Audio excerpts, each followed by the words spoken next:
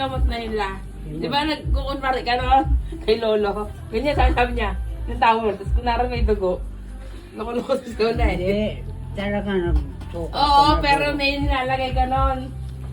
Tapos pagdating ng hapon, nagiinom ka na uli. Oo. Oo. Testing lang. Di ba? Nagiinom ka na. Ay, hila mo na naman ako. Sabi niya, nung gabi, pag galing sa trabaho, ubo siya. Ubo. Siyempre, mapaawa siya kay Lolo. May dugo daw yung ano niya, yung towel niya. Eh, nakita ko, may nilalagay lang siya. May nilalagay ni Lola. Tapos, Ito natin, no? Alisin mo natin.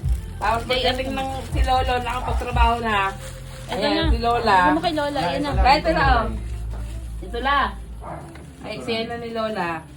Punta na kami 4. Gagawin niya, ayain niya yung kapatid niya manginginom din.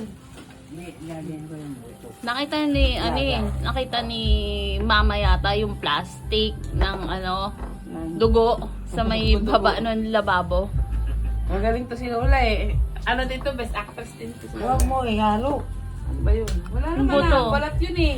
Hindi, kakainin niya pa daw yung buto. Ilalaga. Balat yung nilagay ko dito. Lalaga na yan. Oh, ito pa oh. Sayang to. Maglaga ko. Lady, di ba may buto dyan? Bigyan mo kay Lola isang buto. Tanggalin mo, isang buto. Ito pa ang buto ko. Sarap. Lablab. Bilis, bago umalis si Lola. Ito pa isang buto. May isa Tina. pa raw dito butola. Ah, sayang to. Masarap to eh. Pakompleto yan. Oh, bilang ko yan ha. Binisto Yung- mo eh. Buto na nga lang makukuha ni Lola kasi yung langka naubos na. Ito may naman tutulong sa kanya, bawal sa kanya. Ang langka. Ka, mahirap.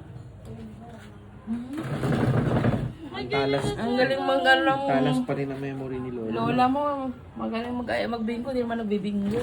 Ang siya ba Eh, nagyaya? gusto lang niya masaya dyan eh. Oo. Wala ka, wala tuloy nagbingko kahapon. Gusto lang niya Wala masaya. naman. Oo nga, ba't wala?